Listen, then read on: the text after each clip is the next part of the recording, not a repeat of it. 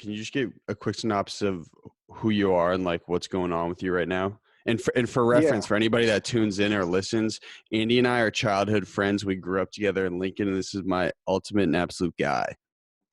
yeah. All right, so I do medical research at a local hospital, and obviously, being in the medical system, you see the stuff coming before like the general public. So when this coronavirus stuff was sort of coming up, my dad, who also works at the hospital, had noticed that there was going to be a huge shortage of these masks, basically protective masks, PPE, basically is what they call them, and PPE.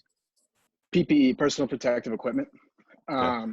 So these masks obviously are so important because they flatten the curve, basically is what we're talking about. They prevent the spread of the disease. So if you have a patient who's sick, you put a mask on them, covers them. They can't cough on the doctors. The doctors don't get sick. That way, more doctors can attend to more patients, right? It's really that simple. And then on top of that, if we're going to slow down the spread of the disease, we're going to keep our hospitals at lower capacities, right? So we're not running them over capacity. And that would mean our surgeons and doctors are not going to be forced to choose which people to save. So basically, short term, we'd like to provide masks so that these people can stay healthy. Long term, we're just trying to save lives. So initially, your dad came home and was like, "Dude, there's a terrible wave coming, and we do not have the equipment to protect our healthcare Right. workers." Correct? Yeah, so that's where the story begins. Like I got home last Wednesday to sort of prepare for this whole quarantine thing, right? My dad comes home from work, and that's when he sort of told us that. So they, just to sort of contextualize this, he does a lot with the disaster preparedness and the basically the just preparedness for preparing the hospital for this coronavirus. So he came home and told us they're probably about, at minimum, as of last Wednesday, 3 to 4 weeks from the peak of coronavirus in Massachusetts.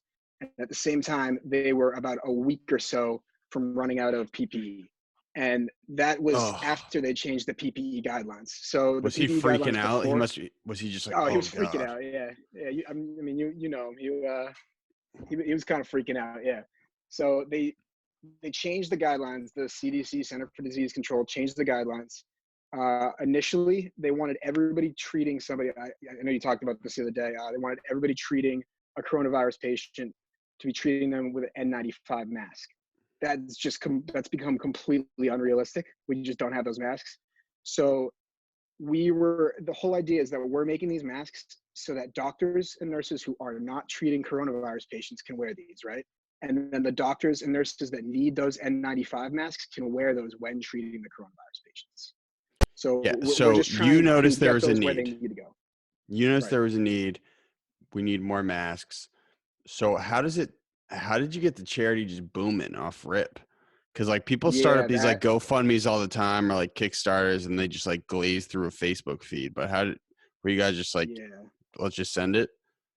Well, I mean, it's kind of like we got lucky with there's a million people sitting at home looking at Facebook these days. A bunch of people just sit at home looking at their computers. They don't have work to go to, right? So we contacted Wednesday night after my dad got home, told us about this whole PPE thing, the PPE shortage. I got in contact with a reporter from the Burlington Patch, just had him write something just saying we literally asked for 3 volunteers to sew for us. We woke up the next morning, we had 3,000 people that had volunteered. As Wow. far as California, we had people from Canada. So there's clearly national, international interest in efforts like this. Yeah, but 3,000 people, it's hard to organize 3,000 people, especially when you had initially planned on 3, right? So after we realized this was going to be pretty complicated and not going to be something that What was we your could, reaction as soon as you saw that? Were you like, whoa? I was like, fuck, it's going to be a lot of work, dude. Yeah, anyway. So we get these 3,000 people, and basically what we did was we just sort of broke them down into their region, right? We have a bunch of people from Lincoln, where I'm from, a bunch of people from Burlington, where I work, and all the towns in between, right? So all these people, we had them organize. We basically put one person in charge of each town, So we can coordinate with that one person, and then they'll just coordinate their whole town, which is sort of like the model that people are looking at from, just for as an example, Burlington, Vermont, the UVM Medical Center there. They saw the way we were doing things down here, and they got in contact with us about helping them set something up there.